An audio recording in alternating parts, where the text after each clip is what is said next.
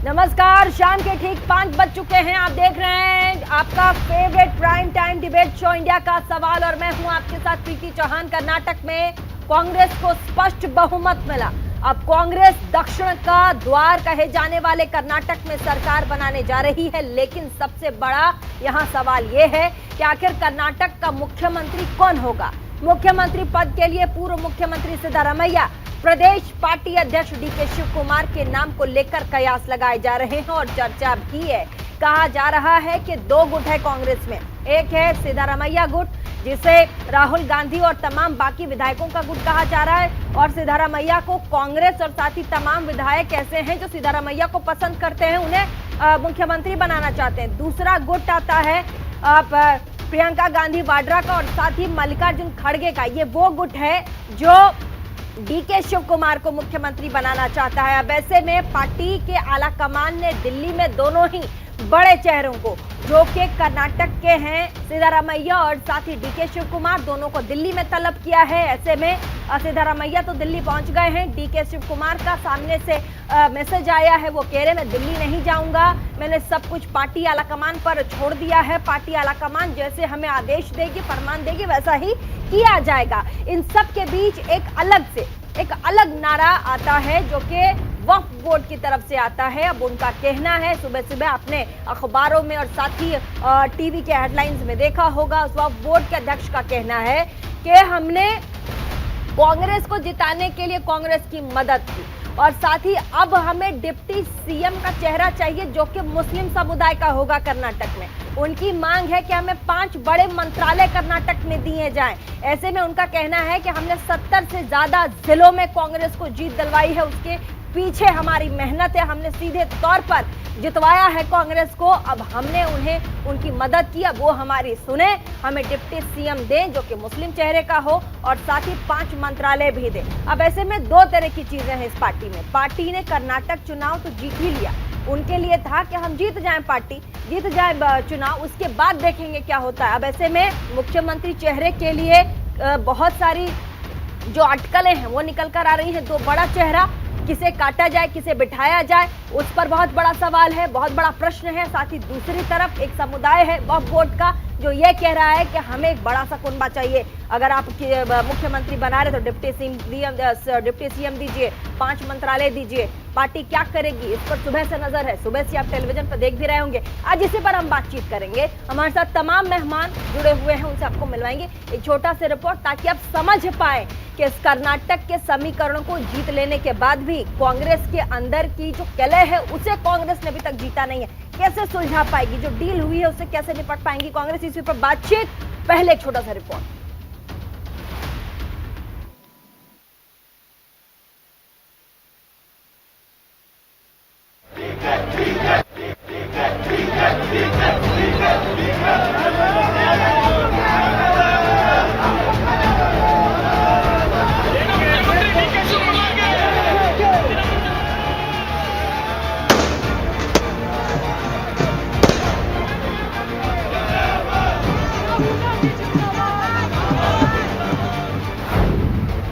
CM पद की race, कौन होगा नया फेस।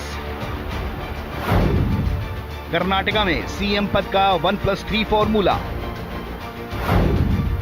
डीके या सिद्धारमैया, कौन होगा अगला मुख्यमंत्री।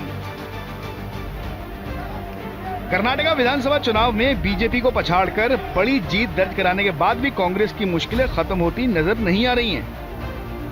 कर्नाटका में जोड़ तोड़ कर कांग्रेस ने जीत तो हासिल कर ली, लेकिन अब उसके सामने सीएम फेस का ऐलान करना बड़ी चुनौती माना जा रहा है। कांग्रेस की जीत में मुख्य भूमिका निभाने वाले डीके शिव कुमार और सिद्धारमैया में से सीएम कौन बनेगा, इस पर फैसला होना अभी बाकी है। कर्नाटका में कांग्रेस को प्रचंड बहुमत से जीत मिली है, जिसके 2 ही हीरो बताए जा रहे हैं। एक पूर्व सीएम और कांग्रेस के वरिष्ठ नेता सिद्धारमैया हैं, तो दूसरे हैं पार्टी के लिए हनुमान की भूमिका निभाने वाले डीके शिव कुमार। बहुमत मिलने के बाद से ही कर्नाटका में दोनों नेताओं के पोस्टर लग रहे हैं। समर्थक अपने नेताओं को सीएम के तौर पर पेश करने लगे हैं। हालांकि अब आखिरी फैसला कांग्रेस अध्यक्ष मल्लिकार्जुन खड़गे को ही लेना है। ऑब्जर्वर हमारे गए हैं वहाँ पर बेंगलोर को, तो शाम में वो पहुंचेंगे उसके बाद वो सीएलपी की मीटिंग होगी और सीएलपी के मीटिंग के बाद उनकी जो भी राय होगी वो हाईकमांड को वो कम्युनिकेट करेंगे। फिर उसके बाद हाईकमांड यहाँ से अपना निर्णय भेजेगी। 3 महत्वपूर्ण ऑब्जर्वर्स भारतीय राष्ट्रीय कांग्रेस के नेतृत्व ने भेजे थे। उन्होंने एक एक विधायक से उनकी राय शुमारी की, उनकी चर्चा की, राजनीतिक हालात की चर्चा की, क्या प्रदेश के हालात होने चाहिए और किस प्रकार का नेतृत्व होना चाहिए, उस पर चर्चा की। वो तीनों आपके सामने आ गए हैं। उन्होंने अपनी रिपोर्ट आज रात तक भारतीय राष्ट्रीय कांग्रेस के अध्यक्ष खड़गे जी को वो दे देंगे। कल कांग्रेस अध्यक्ष से जनरल सेक्रेटरी संगठन और मैं मिलकर इसको मामले को आगे बढ़ाएंगे। कर्नाटका कांग्रेस अध्यक्ष डीके शिवकुमार का आज जन्मदिन है।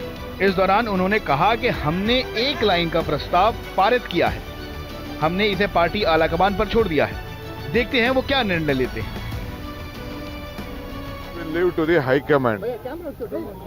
My party high command will take its call. I have not decided to go to Delhi still, because today I have lot of my people coming from all over the state. I have some small rituals in my house. Karnataka में Congress high command सरकार के गठन की रूपरेखा बनाने में जुटी है। इस बीच सुन्नी उलमा बोर्ड के मुस्लिम नेताओं ने कांग्रेस से नई मांग की है। सुन्नी उलमा बोर्ड के मुस्लिम नेताओं ने मांग की है कि कर्नाटका में उप मुख्यमंत्री का पद उनके समुदाय से जीतकर आने वाले उम्मीदवारों को दिया जाए। उन्होंने ये भी मांग की है कि 5 मुस्लिम विधायकों को गृह, राजस्व, स्वास्थ्य जैसे अन्य अच्छे विभागों का मंत्री बनाया जाए। उलमा लोगों का डिमांड थे, वो पूरा कर्नाटक का मुसलमानों का डिमांड है। और अभी हमारा बोर्ड का डिमांड अभी रख रहे, बोर्ड का मेंबर्स अभी हमें मीटिंग कर रहे हैं और वक्फ बोर्ड का भी डिमांड वही है। एक डीसीएम तो जमाने से हमारा एक ख्वाहिश है और हमारा मुतालबा भी थे, और 2013 में हमें सिद्धरामैया जी को ये बताए थे हमारा एक मुस्लिम को एक डीसीएम बनाना है। सोशल जस्टिस होना चाहिए, हमारा साथ करेंगे, हमारा उम्मीद है। कर्नाटका में शानदार जीत और स्पष्ट बहुमत मिलने के बाद कांग्रेस अब मुख्यमंत्री को लेकर मंथन कर रही है। लेकिन कर्नाटका में मुस्लिम सपोर्टर्स की मांग कांग्रेस के लिए नई मुश्किलें खड़ी कर सकती है। ऐसे में कांग्रेस इन चुनौतियों से कैसे निपट पाती है, ये तो आने वाला वक्त ही बताएगा। Bureau report, news India. तो आज डीके शिवकुमार जी का जन्मदिन है, बर्थडे है, और ऐसे में आज पार्टी आलाकमान उसे बर्थडे गिफ्ट क्या देती है, बर्थडे गिफ्ट देती है मुख्यमंत्री के रूप में या फिर गच्चा, ये सवाल बड़ा अहम है।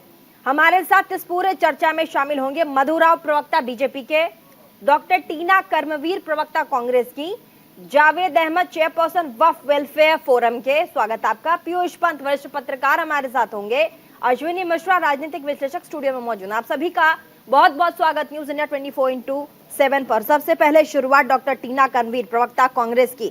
आज डीके शिवकुमार का जन्मदिन है, तो कांग्रेस पार्टी बर्थडे गिफ्ट देने के मूड में है या फिर गच्चा दे देंगे?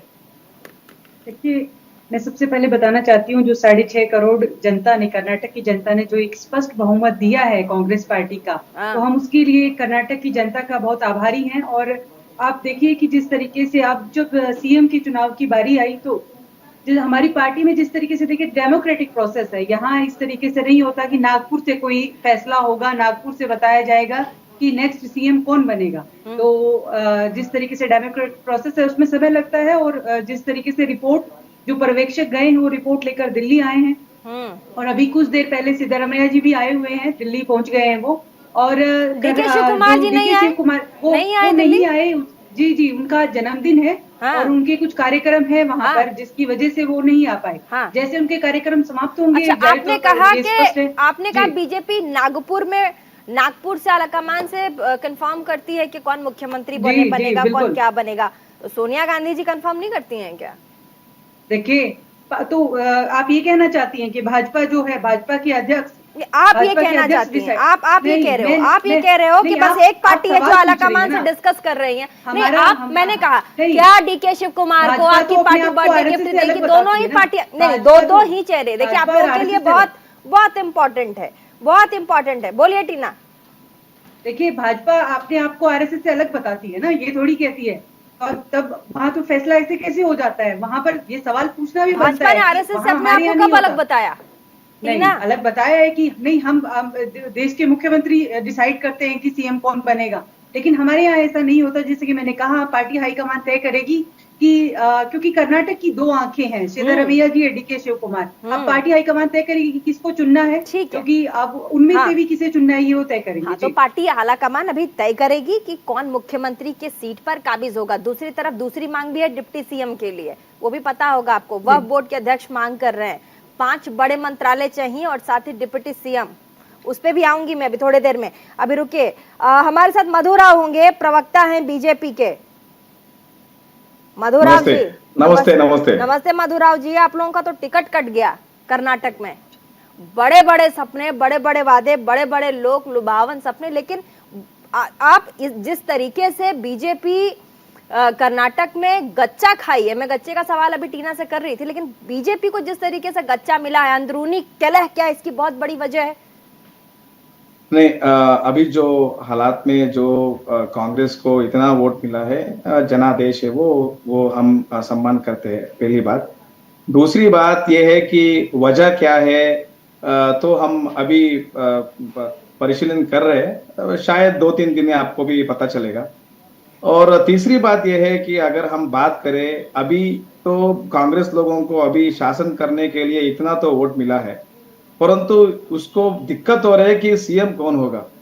आप बोल रहे थे कि कौन सीएम होगा। अभी मैं तो कर्नाटक से हूं, मैं तो दावे के साथ बोल सकता हूं, ये जो लड़ाई है डीके शिव कुमार जी और सिद्धरामैया के बीच में, वो तो सालों से सबको पता है। फिर भी बीजेपी के नाते हो, बीजेपी की वक्ता के नाते हुए मैं तो आंतरिक मामले में मैं टिप्पणी नहीं करना चाहता हूं। फिर भी अगर वो पब्लिक के सामने आया है तो हमें टिप्पणी करना ही पड़ेगा। तो मामला यही है कि एक बात प्रवक्ता कह रहे थे कि कांग्रेस लेजिस्लेटिव पार्टी तय करेगी, तो दूसरी बात हो गई थी नहीं सोनिया गांधी जी तय करेंगी। तीसरी बात यह है कि हमारा एआईसीसी प्रेसिडेंट जो है खड़गे जी, वो तय करे।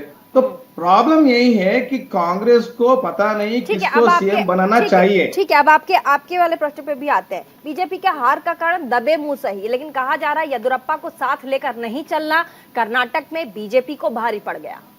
नहीं, देखिए, हमारे भारतीय जनता पार्टी में एक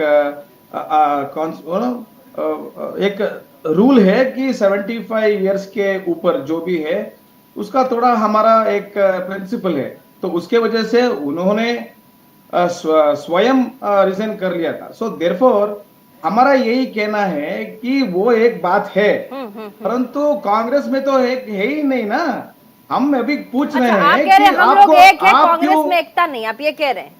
हम एकता भी नहीं है। हाँ, दूसरा, हाँ, हम ये प्रश्न भी पूछना चाहते हैं, हाँ, कि आप क्यों खड़गे जी को, एक दलित लीडर जो है, उसको क्यों आप सीएम नहीं बनाना चाहते? हाँ, क्यों आप सिर्फ सिद्धरामैया जो है उसको ही बनाना चाहते? हाँ, वजह क्या है? ठीक है। और तीसरी बात यह है कि हाँ, डीके शिव कुमार जी, उसके ऊपर बहुत सारे केसेस है, और जब हम बोल रहे थे कि उसके ऊपर कितना केसेस है सीबीआई और ईडी के, तो वो क्यों बनना चाहते हैं? हमारे साथ एक और मेहमान है, मैं आती हूँ आपका। जावेद अहमद चेयरपर्सन है वक्फ वेलफेयर फोरम के।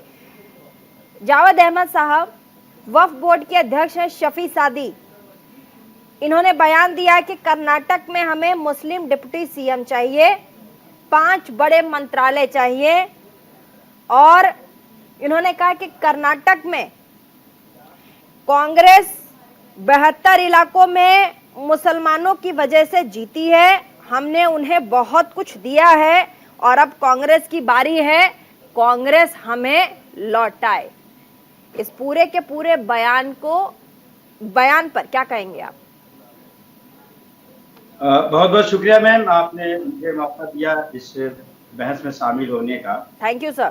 बहुत ही मुख्य बिंदु ये है कि जो सरकार का परिवर्तन हुआ है, जिसमें सभी वर्ग के, समूह के, जात, धर्म, मजहब के लोगों ने एक नया नैरेटिव तय किया है, जिसमें परिवर्तन की बारी आई है। हाँ। ये जरूर है कि हर दल, वर्ग और मजहब के लोगों की भागीदारी से ये कांग्रेस को जीत हासिल हुई है। तकरीबन 88% तक की मुस्लिम वोट की भागीदारी आंकड़ों से पता चलती है। इसी तरह और वर्गों का भी इसमें काफी योगदान है। ये बात पार्टी के लेवल पे तय होती है कि किसको क्या और किस तरह से सरकार में सबको शेयर देना है। हाँ, इस बात की सबको स्वायत्तता है कि वो अपनी डिमांड रख सकता है, वो अपने दल और घटक और समूह की तरफ से रख सकता है, लेकिन जिस सरकार का गठन है, सरकार के चलाना और मैनेज करना, ये उसके मुखिया का जो है उसका पूरा हक है। और ये तो स्वाभाविक है, ये बात एक्चुअली जो बात है, जो कहा गया, जो कह रहे हैं शफीजादी कहते हैं देयर इज अ डील। वो कह रहे हैं इसे तो डील की तरह लीजिए ना। अगर उनका जब पार्टी कहीं इलेक्शन लड़ती है तो पहले मीटिंग्स होती है, हमारे साथ कौन से समुदाय के लोग हैं, हम उसे कैटेगराइज करते हैं, फिर हम देखते हैं कि हमें कहाँ कहाँ वोट मांगने हैं, कहाँ वोट परसेंटेज हमें ज्यादा आएंगे। अब ऐसे में तो साफ कह रहे हैं कि हमने 72 इलाकों में जो कांग्रेस जीती है वो सिर्फ मुसलमानों की वजह से जीती है, और अब बारी है कि कांग्रेस लौटाए, डिप्टी सीएम दे मुस्लिम चेहरा। ये बिल्कुल ये वाजिब बात है। अगर उनकी कोई पॉलिटिकल डील हुई है, चुनाव के दौरान कोई डील हुई है, तो शफीजादी साहब को ये बात पहले भी कह सकते थे और अब भी कह रहे हैं, तो उनके बात में कोई तथ्यात्मक बात हो सकती है। जीत के बाद ही कोई कहेगा ना, बिल्कुल जीत के बाद ही कोई कहेगा, क्योंकि पार्टी में आप सपोर्ट करते हैं। हाँ। जो अधिकृत जो नेतृत्व है वो इन तमाम समाज के समूह, वर्ग, दलगत सारी चीजों का रीजनल फैक्टर रख के ये करता है। ये मुख्य मांगे हो सकती हैं और वो उनको इससे विचार करना चाहिए। ये राजनीतिक भागीदारी स्वीकार करना चाहिए, आप कह रहे हैं, अच्छी बात है। ठीक है, आप कह रहे हैं स्वीकार करना चाहिए। हमारे साथ और भी मेहमान है, हमारे साथ अश्विनी मिश्रा है, राजनीतिक विश्लेषक। होनी चाहिए, लेकिन रेशनल होना चाहिए, और ये चीजें सब तो आप कह रहे हैं वक्फ बोर्ड के अध्यक्ष जो मांग कर रहे हैं वो गलत है, आप कह रहे हैं रैशनली ये गलत है, आप कह रहे हैं वक्फ बोर्ड जो शफीजादी जी मांग कर रहे हैं गलत, आप ये कह रहे हैं? मैंने ये नहीं कहा कि गलत या सही, आप रैशनल की बात कर रहे हैं ना, आप कह रहे हैं इक्वल, आप कह रहे हैं इक्वल रास्ता निकले, तो आप तो रैशनल होने की बात कर रहे हैं ना, कि रैशनल होना चाहिए। किसी भी समुदाय ने अगर इलेक्शन में पार्टिसिपेट किया है, रैशनल होने पे अगर आप बात मतलब सवाल कर रहे हैं, इसका मतलब है कि शफीजादी कहीं ना कहीं गलत है, आप ये मान रहे हैं? शफीजादी साहब की अगर कोई डील हुई है तो ये बहुत क्लियर और स्पष्ट है कि ये राजनीतिक भागीदारी की बात हो रही है, और ये किस हद तक राजनीतिक एग्जैक्टली सर, यही तो मैं जानना चाह रही थी। आपने चलिए एक्सेप्ट कर लिया। आगे बढ़ेंगे, हमारे साथ अश्विनी मिश्रा राजनीतिक विश्लेषक, उसके बाद में आऊंगी हमारे साथ पीयूष पंत जी, मैं आपके साथ आऊंगी। सबसे पहले अश्विनी मिश्रा जी, ये डील नहीं आसान, ये डील नहीं आसान, और यही आज हमारा डिबेट है, इसका जो टैगलाइन था वो यही था, ये डील नहीं आसान। डील एक तरफ वक्फ बोर्ड के साथ, दूसरी तरफ दो बड़े चेहरे, कर्नाटक जीतना, दो बड़े चेहरे, एक तरफ सिद्धारमैया, दूसरी तरफ आप देखिए डीके शिव कुमार। क्या कहेंगे प्रीति जी? जिस हिसाब से वक्फ बोर्ड ने मांग की है, एक चीज तो बहुत क्लियर हो गई है कि कर्नाटक में विकास की राजनीति नहीं हुई, कर्नाटक में कांग्रेस के प्रॉमिसेस की राजनीति नहीं हुई, सिर्फ कास्ट पोलराइजेशन और तुष्टीकरण की राजनीति हुई है। और यही कारण है कि कोई एक पर्टिकुलर ग्रुप जो एक रिलीजन को रिप्रेजेंट करता है वो आकर के ऐसी डिमांड करे। आप देखें कर्नाटक चुनाव में कांग्रेस को एसटी बाहुल जितनी भी सीटें, जितनी रिजर्व सीटें थी, सारी जीती हैं। तो मुझे लगता है कि एसटी को भी डिमांड करना चाहिए, एससी को भी डिमांड करना चाहिए कि उन्हें डिप्टी चीफ मिनिस्टर दिया जाए।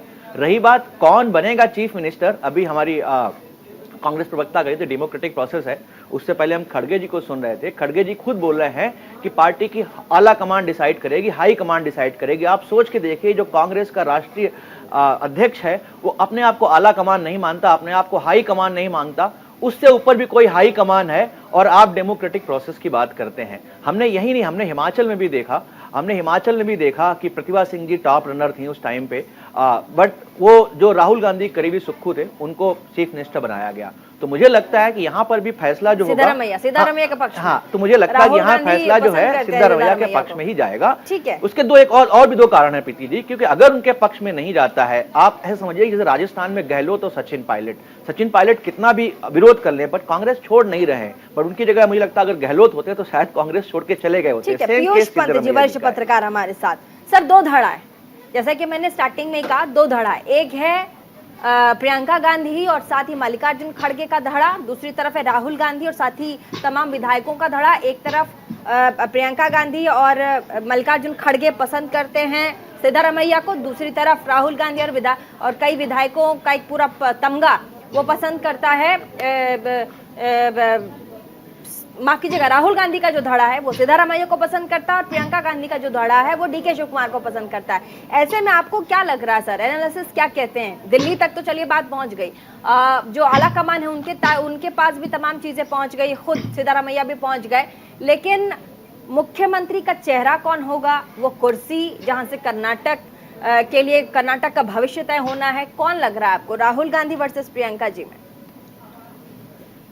देखिए प्रीति जी, ये जो दो धड़े हैं और लॉयल्टी वाली बात आपने कही जो है कि प्रियंका गांधी और राहुल गांधी, तो यही जो है कांग्रेस के लिए बहुत नुकसानदेह हुई थी पंजाब में, आपको याद होगा बिल्कुल किस तरह से जो है इसने जो है ये टसल ने, दो धड़ों के आपसी टसल ने, और जिसे सिद्धू को जो बनाया क्योंकि वो प्रियंका गांधी के करीब थे, तो किस तरह से नुकसान हुआ कांग्रेस को वहां पे करारी हार का सामना करना पड़ा। तो निश्चित रूप से इस बार कांग्रेस फूक पे चल रही होगी। और सबसे बड़ी बात है, देखिए कि लेजिस्लेटिव पार्टी से एक सीक्रेट वोटिंग कराई गई है, तो मुझे लगता है इसमें देरी नहीं होनी चाहिए। अगर कांग्रेस वाकई जो है डेमोक्रेटिक प्रोसेस पे विश्वास रखती है और अगर उन्होंने डेमोक्रेटिक प्रोसेस को फॉलो किया है, तो जो भी लेजिस्लेटिव जो कमेटी है, जो एमएलएज हैं जिन्होंने सीक्रेटली जो वोट जिसके पक्ष में दिया है, वो उनको जो है दूसरे कंटेंडर के सामने भी उसको खोल देना चाहिए, कहना चाहिए ये एमएलएज का जो है कि ये निर्णय है, इसका सम्मान कीजिए आप, तो ये होना चाहिए। लेकिन अक्सर होता नहीं, जैसे कि आपने भी इशारा किया कि खास व्यक्ति बन जाता है हाईकमान का, जैसे हम भाजपा में भी देखते हैं कि अध्यक्ष जो अध्यक्ष ही रहता है, मोदी जी और शाह जिसको चाहते हैं वही बनता है मुख्यमंत्री वहां पे। तो यही बात जो है कांग्रेस में नहीं, लेकिन एक सवाल और है सर, एक सवाल और है पीयूष जी, कि ये हमेशा क्यों हमें देखने को मिलता है? हम ठीक है 2024 को भी अगर इसमें ले आते हैं, बाकी के विधानसभा राज्यों को जहां चुनाव होने उसको भी लेकर आते हैं, तो एक तरफ तो लोग ये कहते हैं कि ठीक है एक बार कांग्रेस को मौका देना चाहिए, अगर 24 में अगर मौका मिलता भी है, दूसरे जितने राज्य वहां अगर मौका मिलता भी है, तो भी यही है कि आप जीत तो जाओगे, उसके बाद आपके पास प्रश्न वही रहेगा, मुख्यमंत्री कौन और प्रधानमंत्री कौन। ऐसे में हमेशा डमाडोल की स्थिति जनता के सामने रही है, इससे कोई डिनाई नहीं कर सकता कि कांग्रेस के साथ ये बहुत बड़ी प्रॉब्लम है। पीयूष पंत जी, देखिए प्रीति जी, हाँ, ये कांग्रेस के साथ एक परमानेंट, मैं कहूंगा कि चस्पा हो गई ये चीज। लगातार हर कोई सोचता है कि अच्छा चलो जीत गई कांग्रेस तो ये दिक्कत आएगी। तो इसका दरअसल कारण ये है कि देखिए कांग्रेस में थोड़ी बहुत डेमोक्रेसी है, डेमोक्रेटिक ट्रेडिशंस है, और हर नेता को अपना स्पेस ढूंढने का मौका दिया जाता है, लेकिन वही नुकसानदेह हो जाता है। और उसकी कमी मैं मानता हूं ये नेताओं की कमी है, जो लिबरल स्पेस जो कांग्रेस देती है उनको अपने अपने स्तर पे कि आप भी आगे बढ़िए, वो उसका नाजायज फायदा उठाने के लिए वो बार्गेनिंग करने लगते हैं और यहाँ तक कि पार्टी का नुकसान करने लगते हैं। ये अच्छी बात है। देखिए ये हर पार्टी में, ये डेमोक्रेटिक जो भी पार्टी अपने को मानती है उसमें ये होना चाहिए कि हर नेता का जनाधार होना चाहिए, उसके हिसाब से उसका अपना एक प्रभाव होना चाहिए, लेकिन वो प्रभाव पार्टी को आगे बढ़ाने के काम में आना चाहिए, न कि उस नेता विशेष। मैं आती हूँ सर आपके पास, छोटे से ब्रेक के लिए रुकना पड़ेगा। ब्रेक के बाद कई ऐसे सवाल हैं जो अधूरे रह गए हैं, तुरंत उन जवाबों के हम जवाब लेंगे, सवालों के हम जवाब लेंगे, जितने भी मेहमान हमारे साथ हैं, और साथ ही हम जानेंगे कि कर्नाटक जीत लेने के बाद अब आगे कांग्रेस की प्लानिंग क्या है। कर्नाटक के लिए तमाम वादे हैं, कांग्रेस के खेमे में ही दो धड़ा है, इससे कैसे निपटेगी कांग्रेस। जल्दी से बिना टाइम ज्यादा वेस्ट किए हम अपने मेहमानों के पास जाएंगे, हमारे पास ज्यादा समय नहीं होता है, आप सभी को पता है, और आप सब भी सुनना चाहते हैं क्या कुछ मेहमान कह रहे हैं। सबसे पहले टीना, एक दबे मुंह ही सही लेकिन एक आवाज आ रही है कर्नाटक से। वो आवाज ये है कि पहले, क्योंकि 5 साल का टेन्योर है मुख्यमंत्री का हमारे देश में, तो 2 साल सिद्धारमैया जी कह रहे हैं कि 2 साल मुझे मुख्यमंत्री बनने दिया जाए, उसके बाद बाकी के जो 3 साल हैं उसमें डीके शिव कुमार को आप बिठाइए। हालांकि हमने कई ऐसे स्टेट देखे जिसमें छत्तीसगढ़ भी है, आपको याद होगा, जहां पर भूपेश बघेल पहले टेन्योर के लिए बने मुख्यमंत्री, उसके बाद फिर पता ही आपको आगे क्या हुआ था, इस पर क्या कहेंगी आप? देखिए, सबसे पहले तो मैं ये कहना चाहती हूँ कि ये कौन सीएम बनेगा ये मैं और आप तय नहीं करेंगे, ये जैसे मैंने पहले कहा पार्टी हाईकमान तय करेगी। लेकिन देखिए, अभी भारतीय जनता हाईकमान है कौन पार्टी की? प्रवक्ता वो क्या कह रहे हैं, वो कितने बिलबिला रहे हैं, ये अपनी हार पर मंथन नहीं कर रहे, ये देख रहे हैं कि कांग्रेस में क्या चल रहा है। अरे टीना जी, आपसे पूछ रहे हैं पार्टी हाईकमान है कौन? आप तो बताएं, दर्शकों को बताएं पार्टी हाईकमान है कौन? खड़गे जी खुद बोल रहे हैं पार्टी हाईकमान करेगी, तो पार्टी हाईकमान कितनी हाईकमान है? बीच में नहीं बात करें। नहीं, मेरी सवाल है आपसे, आप पूछ रहे हैं पार्टी हाईकमान करेगी, तो आप बताएं तो पार्टी हाईकमान क्या है? नहीं बोले दीजिए, नहीं एक सेकंड, पहले टीना को बात करने दीजिए, उसके बीच में आप बात नहीं करते। ये कोई बात नहीं टीना, ठीक है टीना आप अपनी बात रखिए प्लीज। देखिए, मैं और दूसरी बात मैं ये कहना चाहती हूँ, ये आत्ममंथन नहीं कर रहे, लेकिन ये देख रहे हैं कि पार्टी में क्या चल रहा है। इनसे पूछिए कि इन्होंने कितने बीजेपी ने कितने मुस्लिम लोगों को, मुस्लिम समुदाय के लोगों को टिकट दिया है। मुस्लिम समुदाय का, हिंदू मुस्लिम ये लोग करते हैं, हमारे यहाँ ऐसा नहीं होता। हर वर्ग का सम्मान है, चाहे दलित समाज हो, मुस्लिम हो, महिला हो, इनके यहाँ ऐसा नहीं होता है। दूसरी बात, जिस तरीके से बार बार ये कहा है कि पार्टी के अंदर अंतरकलह है, हिमाचल के अंदर भी देखिए, हिमाचल में आपके ही अध्यक्ष से जेपी नड्डा जी हिमाचल से, पार्टी वहां हार गई भाजपा की। आत्ममंथन किया आप लोगों ने। दूसरी, कर्नाटक की अगर बात करें, हमें प्रचंड जीत मिली है, इतनी बहुमत से हमें जीत मिली है, और अभी तो इतना समय भी नहीं हुआ है जीते हुए हमें। असम में आप देखिए इतना समय लग गया। कर्नाटक, महाराष्ट्र की बात की जाए, इन्होंने जो चोरी की सरकार बनाई उसमें कैबिनेट को एक्सपेंड आज तक नहीं कर पाए हैं। लेकिन सवाल यहाँ ये है कि इतनी कांग्रेस की क्यों चिंता है? देखिए, कांग्रेस के अंदर आज क्यों इतनी चिंता हो रही है? सभी को ही। एक तो जनता जो है वो टकटकी लगाए कांग्रेस की तरफ इसलिए भी देख रही है कि कांग्रेस से उम्मीद है।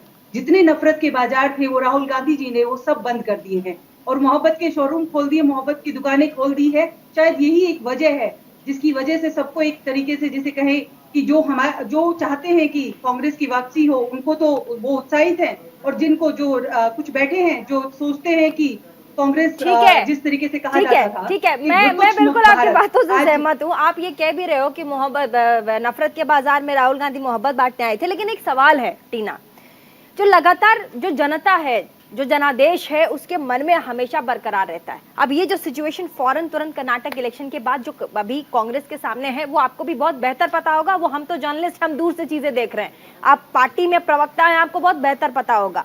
जो जनादेश है, जो हमारे देश की जनता, वो बार बार यही कहती है कि ये देखो चुनाव जीत लिया, उसके बाद इन्हें पता ही नहीं है कि मुख्यमंत्री हम किन्हें बनाएंगे, क्या करें क्या नहीं करें, उसमें बड़ा समय ले लेते हैं। ये जब फैसला लेने की बारी आती है तब बड़ा सोच विचार में पड़ जाते हैं। इससे कैसे निपटेंगे आप लोग, बताइए ना। नहीं, बिल्कुल नहीं। इसमें आप देखिए, जनता ने भरोसा जताया है, इसीलिए इतना मैंडेट दिया, इसलिए इतना वोट दिया है और इतना विश्वास जताया है। दूसरी, इसी वजह से जो मुझे लगता है कांग्रेस को आइडिया ही नहीं था कि वो जीत जाएंगे, तो वो शायद प्रिपेयर्ड भी नहीं थे इस चीज के लिए। एक तरीके से वो जो है लड्डू उनकी जेब में आके गिरा है, अब उनको समझ नहीं आ रहा उसको कैसे बांटा जाए। मैं बता देती हूँ, आप मत बोलिए। आप बताए ना मैम, आप मुझे सवाल का जवाब तो दे नहीं रही हैं। आप प्रवक्ता है ना कांग्रेस की, आपकी जिम्मेदारी नहीं है अगर हम यहाँ से कुछ सवाल पूछते हैं तो आप उसका जवाब दें। आपसे सवाल, ये डिबेट, आज डिबेट का टॉपिक यही है ना, कर्नाटक का चीफ मिनिस्टर कौन होगा, कांग्रेस कैसे डिसाइड करेगी, तो सवाल तो कांग्रेस से बनेगा ना। आप बताए ना, अगर आपकी पार्टी चुनाव जीतती है तो आपसे पूछा जाएगा ना कि आपका चीफ मिनिस्टर कौन होगा। ये भी सवाल भारतीय जनता पार्टी से करे। हम पर जब विश्वास जताया है इसीलिए क्योंकि हमने वहाँ विकास की बात की है। कौन से विकास की?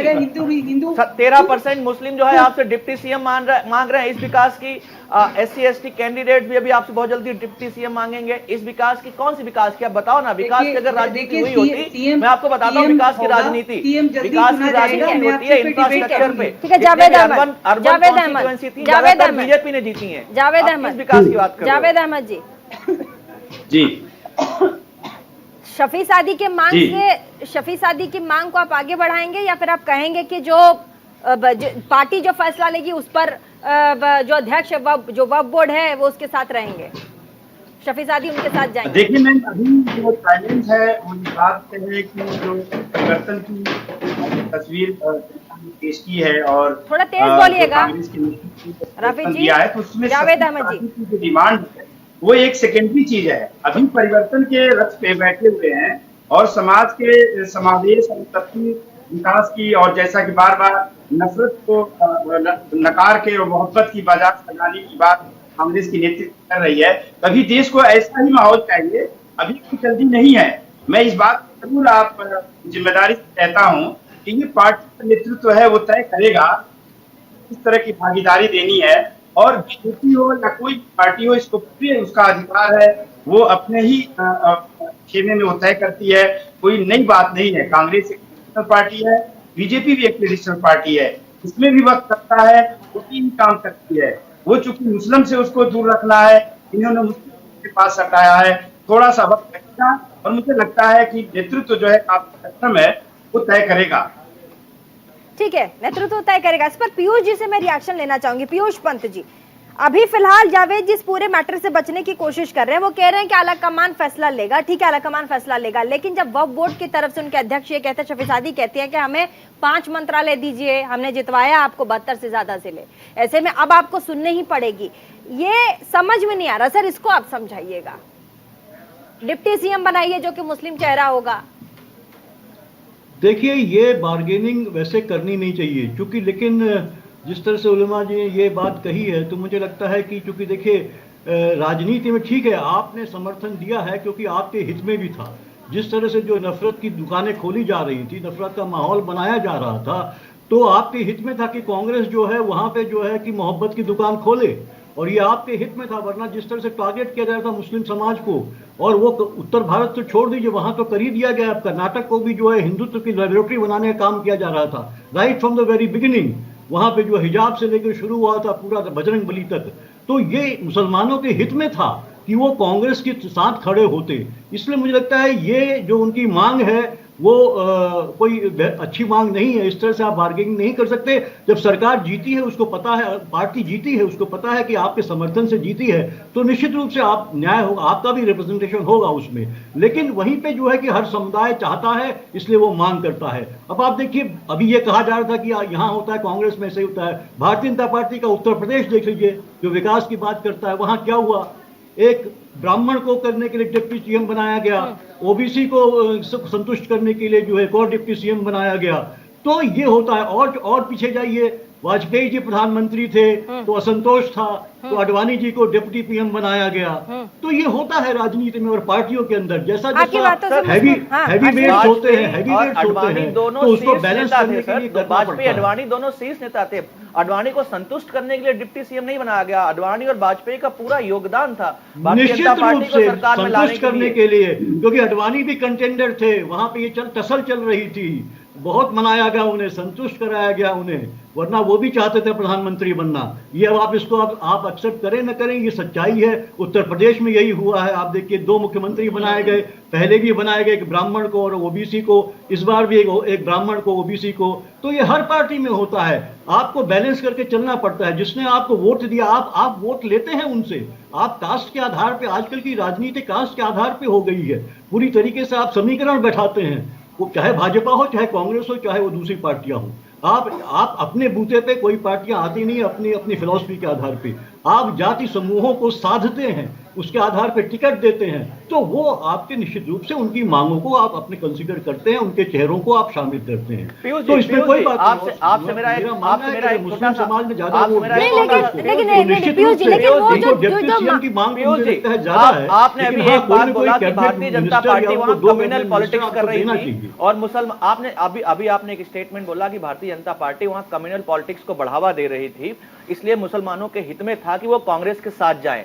दूसरा, आप ये भी बोल रहे हैं कि कांग्रेस ने जातिगत और धार्मिक राजनीति के तहत इनका वोट लिया है। तो आप ये क्लियर करें कि कम्युनल पॉलिटिक्स वहां कांग्रेस कर रही थी या भारतीय जनता पार्टी कर रही थी? क्योंकि यहाँ एक तरफ तो आप बोल रहे हैं कि कांग्रेस ने जाति के आधार पर वोट लिए, धर्म के आधार पर वोट लिए, और दूसरी तरफ आप वहां बोल रहे हैं कि भारतीय जनता पार्टी वहां कम्युनल माहौल बना रही थी। तो आप थोड़ा क्लियर करेंगे, कहना क्या चाह रहे हैं सर?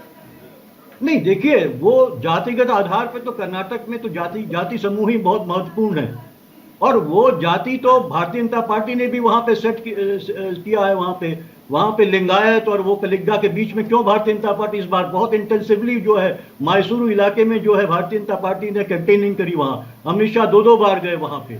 तो वो जाति समूह तो हर जगह होते हैं, उत्तर प्रदेश में होते हैं उसके आधार पे, लेकिन एजेंडा होता है कि एक धार्मिक आधार पे आप इन समूहों को अपने साथ लेके आइए और आपका एजेंडा है अपने धर्म की जो है जो ठीक है पीयूष जी, अच्छा एक सवाल है, मुझे समझाइएगा प्लीज। पीयूष जी, एक सवाल ये है कि आप कह रहे हैं कि ठीक है दोनों ही पार्टियों के अपने अपने एजेंडे हैं, वो विचारधाराओं पर दोनों ही पार्टियां चल रही हैं, दोनों ही पार्टियां अपने अपने एजेंडे पर चुनाव लड़ रही हैं, वो हम सबको पता है। लेकिन मैं ऐसे में अगर कोई तबका अगर खुलकर अपने अधिकारों के बारे में बोल रहा है, क्योंकि आप उत्तर प्रदेश का अगर नाम ले रहे हैं तो वहां अगर ये चीजें हैं, जैसे कि डिप्टी सीएम आपने गिनवाया कि वहां देखिए कौन से समुदाय का है, तो ऐसे में जो चीजें राजनीति में पर्दे में होती थी वो अगर खुल के कोई कह रहा है, इसका मतलब है कि उस समुदाय को ये अंदाजा है कि जीतने के बाद शायद कांग्रेस पार्टी हमारी जो डील हुई वो ना माने। ये भी तो हो सकता है पीयूष पंत जी, इसीलिए वो खुलकर बोलने पर मजबूर है। नहीं, खुलकर बोलना अच्छा है। देखिए, खुलकर बोलना, जितने आप खुलकर बोलेंगे उससे पारदर्शिता पैदा होती है। तो ये पार्टी को तय करना होता है कि उसे कितना रिप्रेजेंटेशन देना है, हाँ। क्योंकि ये दोनों के परस्पर हित की बात होती है, हाँ। अगर कोई ये बात को कह रहा है तो खुल के कह रहा है, पर्दे के पीछे तो बात नहीं हो रही कि आपने कहा डील कर ली गई उसमें, हाँ। वो बात नहीं है। लेकिन उनका हक है कि मांग रहे हैं। मुझे लगता है ज्यादा जाती है थोड़ी सी, हाँ। इतना इस तरह से नहीं मांगना चाहिए, हाँ। क्योंकि क्योंकि दोनों के हित इसमें है, हाँ। अगर जो है कांग्रेस को फायदा हुआ है तो मुसलमानों को भी फायदा हुआ है, वरना आप देखिए क्या माहौल उनके खिलाफ बन रहा था। आप सोचिए पूरे देश में क्या स्थिति बन रही है, कर्नाटक को लगातार झोंका जा रहा था उसी में, तो आपके लिए बहुत नुकसानदेह हो रहा था। तो आपका हित, ये बहुत बड़ी बात आपने कही है कि अगर कांग्रेस को फायदा हुआ तो ऐसे में कर्नाटक की जीत से मुसलमानों को भी बड़ा फायदा हुआ। मधुराव हंस रहे, बहुत कुछ कहना चाह रहे हैं, बहुत देर से मुस्कुराए जा रहे हैं, क्या कहेंगे? एक तरफ तो चलिए मुख्यमंत्री की लड़ाई है, वो तो आपने समझा दिया, दूसरी तरफ ये पूरा वक्फ बोर्ड है, शफी सादी है जो कह रहे डिप्टी सीएम दीजिए, 72 जिले दीजिए, 72 जिले हमने आपको जितवाए हैं, डिप्टी सीएम और 5 मंत्रालय। देखिए, मैं तो एक दावे के साथ कह सकता हूं, जो लड़ाई जो है सीएम के बारे में, पहले बात जो सिद्धरामैया जी और डीके शिव कुमार के बीच है वो तो लगते ही रहेंगे, एक बात। दूसरी बात यह है कि पहले सीएम तो होने दीजिए ना, आप क्यों डीसीएम के बारे में सोच रहे हैं? अभी हमने सुना में मिला कि 4-4, 5-5 डीसीएम बनने के लिए तैयार है। एक परमेश्वर जी है, एक एमबी पाटिल है, एक डीके शिव कुमार है, और कौन कौन लोग होंगे पता नहीं। हम तो ऐलान कर रहे हैं कि सबको डीसीएम बना दीजिए, जितना भी मंत्रियां है। ये क्या पागलपन है? तो बात यह है कि कांग्रेस में उसको पता ही नहीं था कि वो जीतने वाले हैं। और एक बात तो आप स्पष्ट रूप से कहना चाहता हूँ, जो लड़ाई जो है, एक बात madam, please madam, let me speak. अच्छा, आपके टाइम पे कोई बोले तो आप बोलने दीजिए। नहीं बोलने दीजिए, आपके टाइम पे भी चुप करवाया मैंने अश्विनी जी को, आप भी बोलना चाह रही थी, बोलने दीजिए। एक बात आपको कहना चाहता हूँ कि ये जो लड़ाई जो है ना, वो जो सीएम बनेंगे वो तय करेंगे किसको मिलेगा क्या।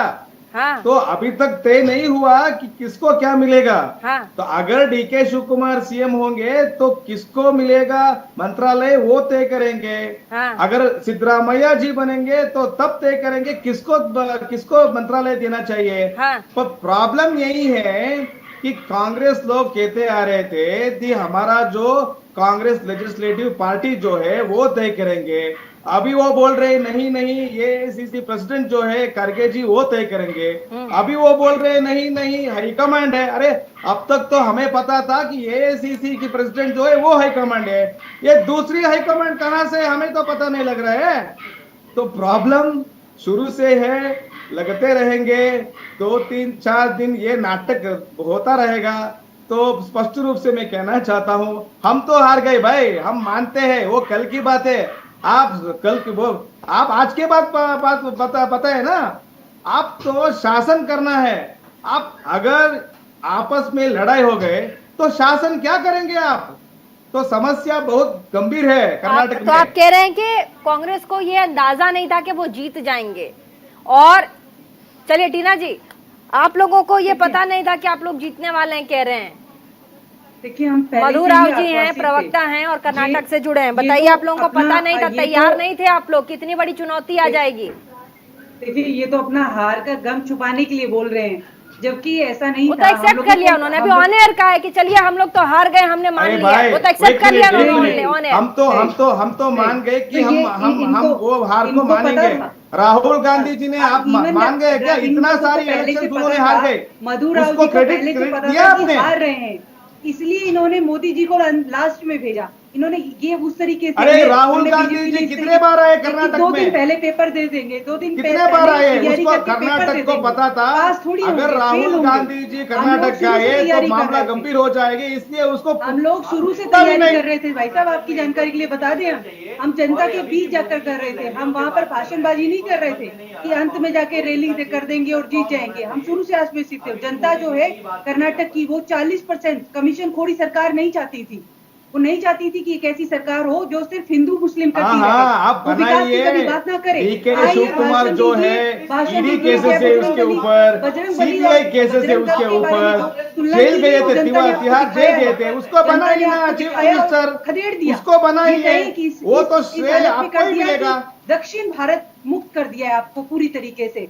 आपकी थोड़ी 1-2 जगह में सरकारें हैं, वो आप 2024 में उससे भी आप बाहर जाने वाले हैं, क्योंकि जो आपका ये अहंकार है ना, और अहंकार राजस्थान में देख रहे हैं वही पोजीशन कर्नाटक में ही आएगा। 100% बोलिए कर रहे हैं, वो सबको दिख रहा है। कई बार टीना जी से पूछा इनके हाईकमान कौन है, कौन फैसला लेगा, कौन कर्नाटक का चीफ मिनिस्टर होगा, पर ये लोग पता नहीं इनका मोदी प्रेम कितना है कि हर चीज को मोदी पे ले जाते हैं। आपको जल्दी पता चल जाएगा, आप ज्यादा चिंता नहीं, मैं मेरा क्वेश्चन सिर्फ इतना था कि आपके यहाँ हाई कमान क्या है, आपके यहाँ हाई कमान क्या है, ये जानने का अधिकार सारे दर्शकों को भी है। ये हाई कमान क्या है जानने का अधिकार सारे दर्शकों को भी है।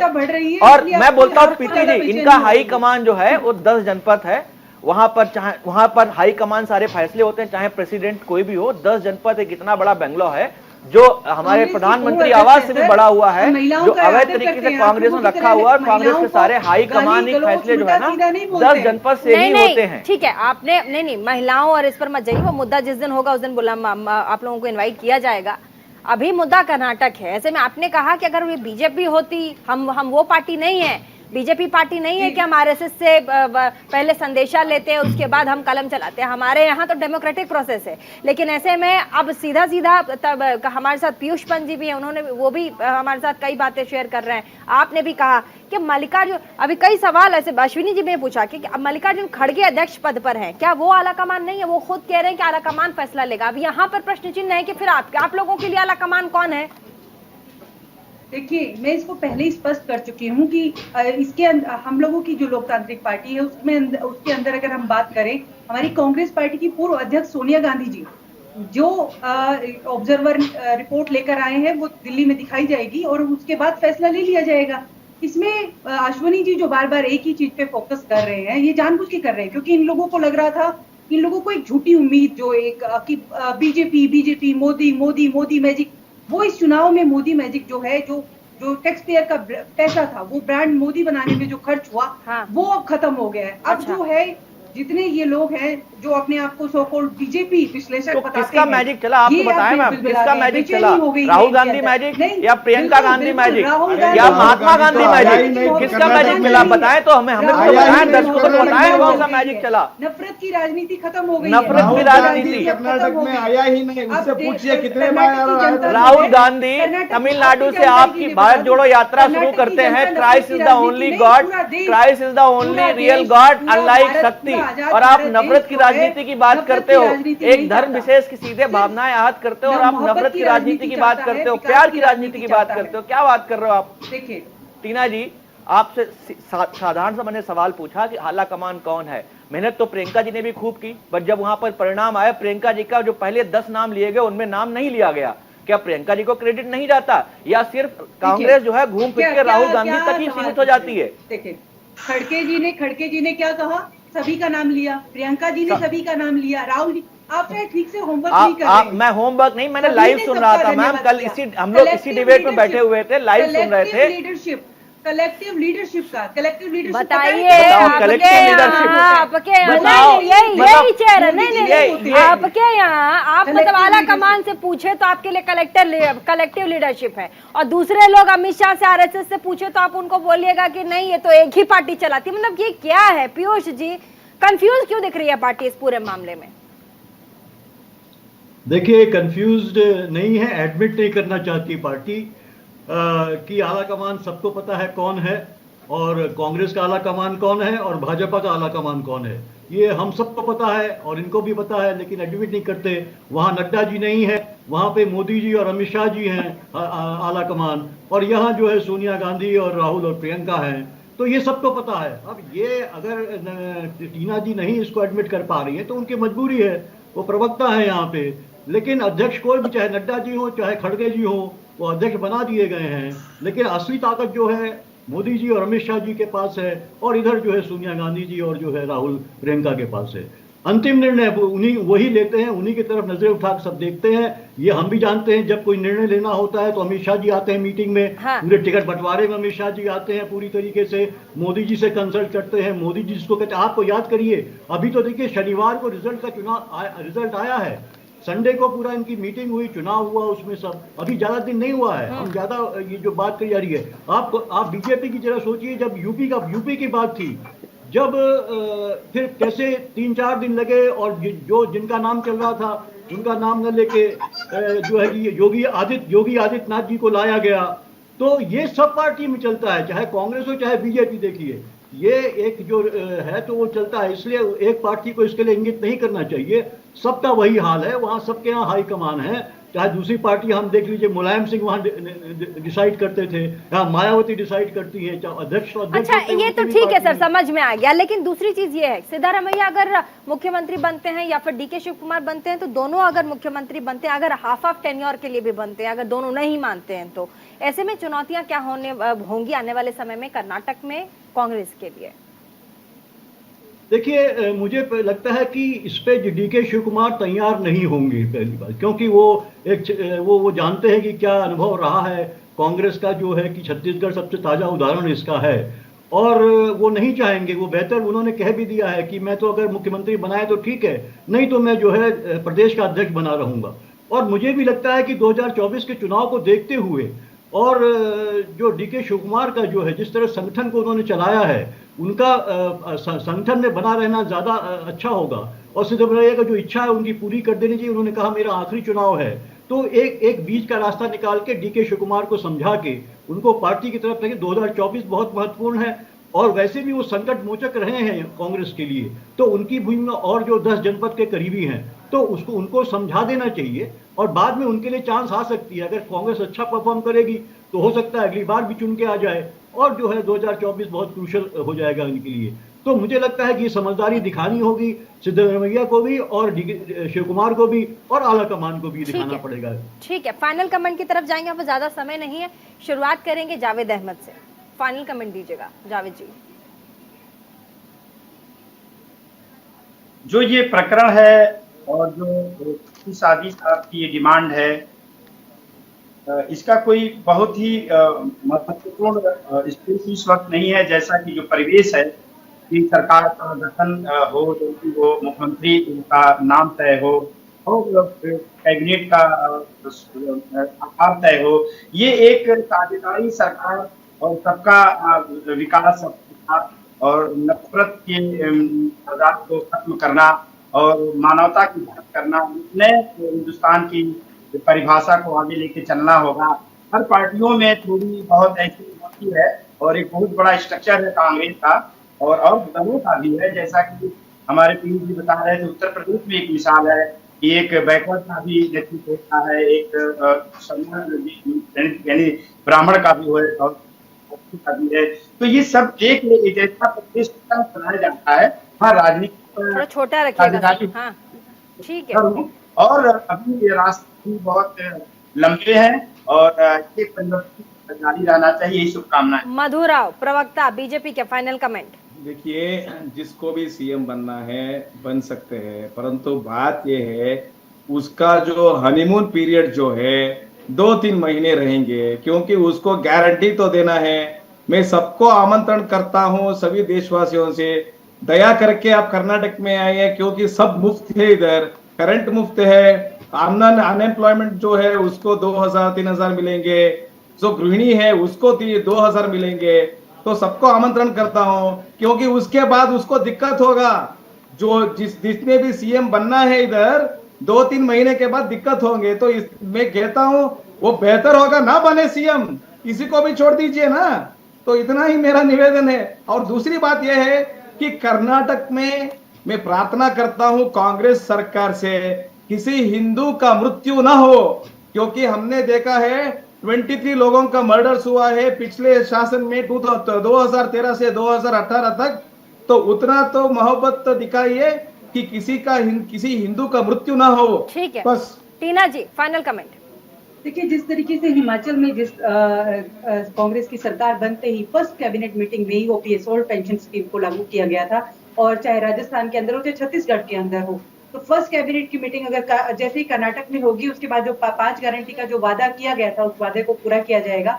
और जितने भी वादे जो कर्नाटक की जनता से किए गए थे, जो हमारे मैनिफेस्टो में थे, वो जनता तक पहुंचाया जाएगा। क्योंकि कर्नाटक की जनता ने जो विश्वास जताया है कांग्रेस पार्टी पर, कांग्रेस पार्टी पूरे विश्वास के साथ उस विश्वास को बनाए रखेगी और 2024 की भी ये कामना करती है कि कांग्रेस की बात। अश्विनी मिश्रा जी फाइनल कमेंट दीजिएगा। जी प्रीति जी, मुझे लगता है ये अंधे के हाथ में बटेर लगने जैसा वाला सिनेरियो है। अब बटेर वो 10 जनपद में रखी हुई है, अब उस बटेर को कौन उठाएगा ये तो हमको बहुत जल्दी समझ में आ ही जाएगा। पीयूष पंत जी फाइनल कमेंट दीजिएगा।